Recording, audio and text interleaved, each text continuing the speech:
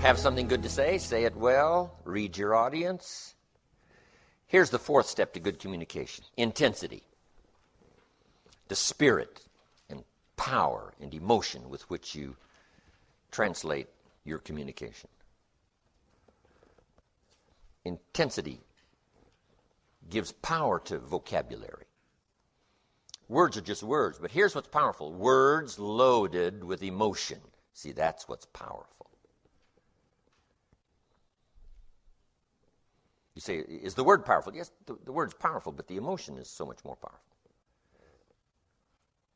It's different reading the word bastard in the dictionary and have somebody call you one.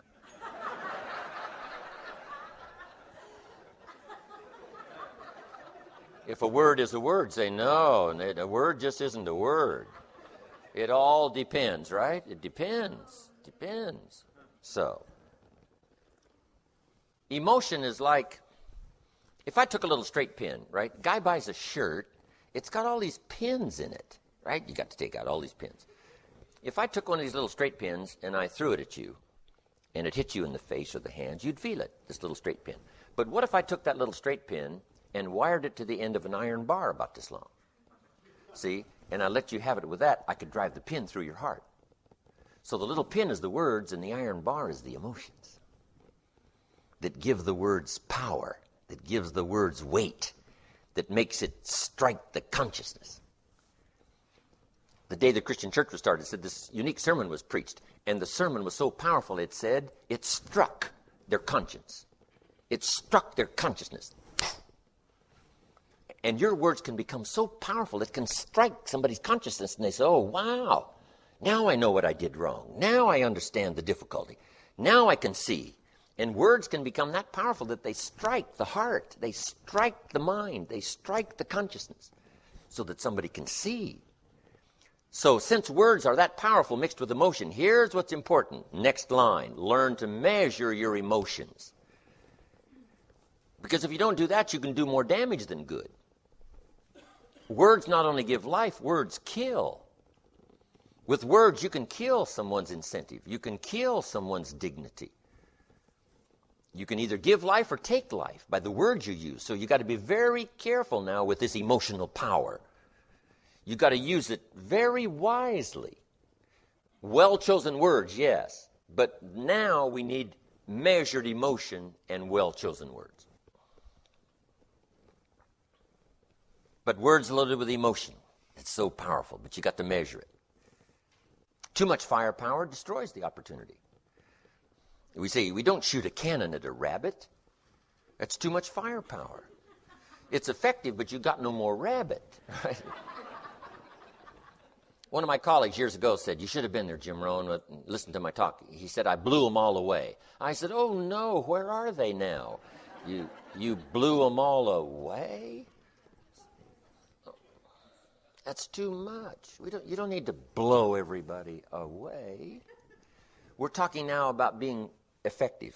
Here's the key, enough emotion. Now, the men have to work on enough. And probably the female side has to work on a bit of restraint. The men, a bit more, enough. And the women, not too much. And we all have to measure that, whether it's in our business, whether it's in sales, or whether it's speaking to a child. Enough, but not too much. Okay. Isn't this interesting stuff? I mean, you can't believe what a little bit of course on this stuff will do in helping you to sense some things you didn't sense before, see some things you didn't see before, and pick up some signals you never picked up before by just paying attention. Now your effectiveness multiplies by 2, by 3, by 5, by 10. It's fabulous. This is fabulous stuff. Okay. Now, what is the intensity? It's the blend of all your emotions and all your experiences that have affected you. The key is to keep and store those so that they're handy and near the surface. Because here's the next key now in making a presentation, having a conversation. Number 1, identification. If you have available to you all of your experiences close at hand, now you can identify with someone. Here's what identification means: making yourself real to someone else, hopefully in the very beginning. If a man talks to a man, that's a pretty easy identification. If a man talks to a woman, a lot more difficult. If we're the same, if we're sort of the same, it's a lot easier to identify. Here's what identification means: building a bridge between you and someone else by relating some common experiences. You start with that. But now, how does an adult 40 relate to a child of 12? That's a long bridge from 40 to 12. How would you do that to get a child's attention? How would you do that to build a bridge so you could have a good conversation? Here's one of the keys. Remember when you were 12. Now, they can't remember 40, but you can remember 12. I remember almost every day of being 12. One challenge of being 12, you're not 13. Right? The teenager off going somewhere, so no, you can't come. You're only 12. Only 12. If I heard that once, I heard it 100 times. You're only 12. I couldn't wait to get out of 12. I seemed to be stuck in 12. If you're not a teenager. Maybe that's changed now, but I mean, back then, I'm telling you, 12 was an unbelievably tough year. Close, but not close enough. So you got to identify. I remember when I was 12. I said, really? Sure. Did you ever get chosen last in school? They're choosing up teams, and I'll take you, you're standing there. The leader says, I'll take you, and you're standing there. Finally, you're the only one left. The next leader says, I guess I'll have to take you. Oh, yeah. I can tell you about disappointments, right? I remember 12. So you just got to go back and see if you can't pick up the threads of your own experience so that you can now relate to somebody that's 12, a teenager.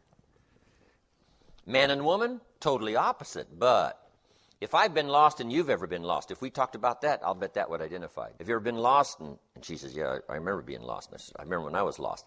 Now we've got something in common. We're opposites in terms of sex, but now we've got an experience that's in common that helps to build a bridge.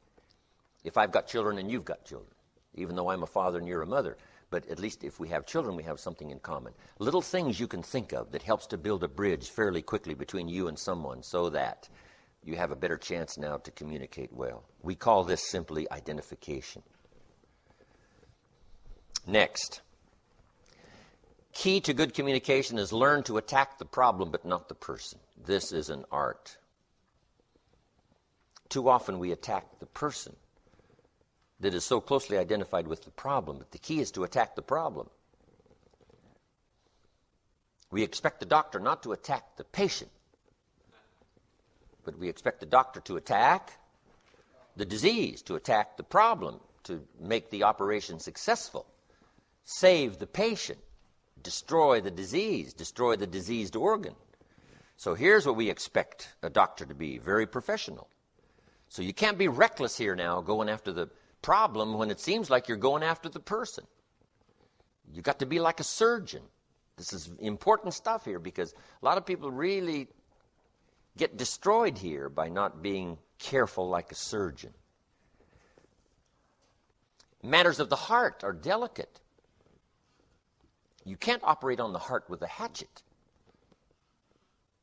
If you were about to go under for the heart operation and you heard the doctor say, hand me the hatchet, you'd come awake. Say, no, what do you mean? We're talking about my heart here. No, and some people go after matters of the heart with a hatchet. Right? Too severe. They're not careful enough to handle the problem, to go after the problem. But the key is to save the patient. And this is why you have to use this language even with your children. I love you, but I hate what's happening. I don't hate you. God sometimes has this difficulty. Saying, I love you, but I hate your sinful ways. Now, since me and my sinful ways are so sort of wrapped up together, I have a tendency to think, well, maybe God hates me. And God says, no, let me make it clear one more time. I don't hate you. I love you, but I hate what's happening. Your sinful ways that are carrying you away, your sinful ways that are leading you to destruction, your sinful ways that will soon have you dead. That's what I hate. Right? The sinful ways that's got their fingers around your throat, shutting off the air supply. That's what I hate. I hate the enemy, not you. I hate the enemy. And if you learn to deal with your kids that way, they'll appreciate what you hate as long as they know what you love and what you hate. And sometimes you just got to say it. You got to make it clear. I don't hate you, but I hate what's going on. I hate what I see. I hate what's happening. I don't feel good about it. I feel good about you, but not about it. See, if you make it clear, that kind of communication is so useful. It is so powerful.